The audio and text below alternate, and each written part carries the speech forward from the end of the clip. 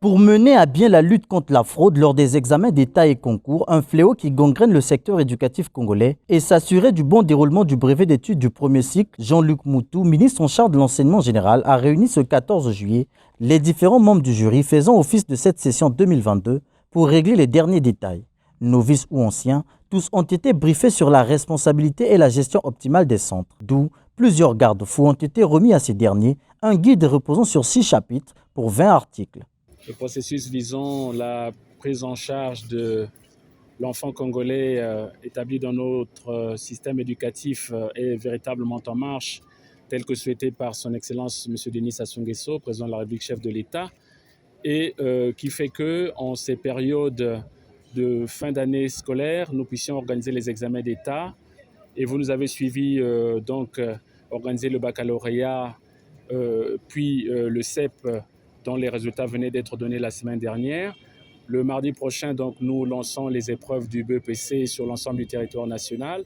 Et nous avons donc cet après-midi reçu les différents jurys des centres d'examen pour leur donner les dernières consignes cumulativement à leur responsabilité par rapport à la gestion des centres qui seront placés sous leur autorité. Bon, il faut retenir que pour la plupart d'entre eux, ce sont des habitués de l'exercice. Ils savent qu'en pareille circonstance, lorsqu'ils arrivent dans les différents départements, ils se présenteront donc auprès des autorités locales.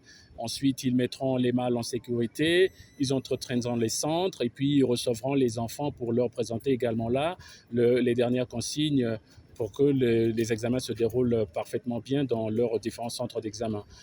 Et retenir aussi qu'un accent particulier est mis sur la nécessité de faire en sorte que l'examen se déroule dans les bonnes conditions et que la fraude soit éradiquée dans les différents centres. Les enfants ont bien compris la mesure de cela et qu'ils laisseront évidemment leur téléphone à la maison et ils ne partiront dans leur centre que nantis de tout ce qu'ils ont appris tout au long de l'année scolaire. Le président général des jurys a remercié Jean-Luc Moutou qui prône le travail en synergie de toutes ses équipes et promet de faire respecter les consignes édictées.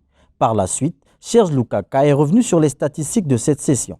Le brevet de cette année qui va démarrer mardi le 19, Monsieur le ministre, nous pouvons vous certifier, réunis dans cette salle, que nous sommes pratiquement à 99% dans l'exécution des tâches qui nous ont été confiées. Comparativement à l'année dernière, le brevet de cette année,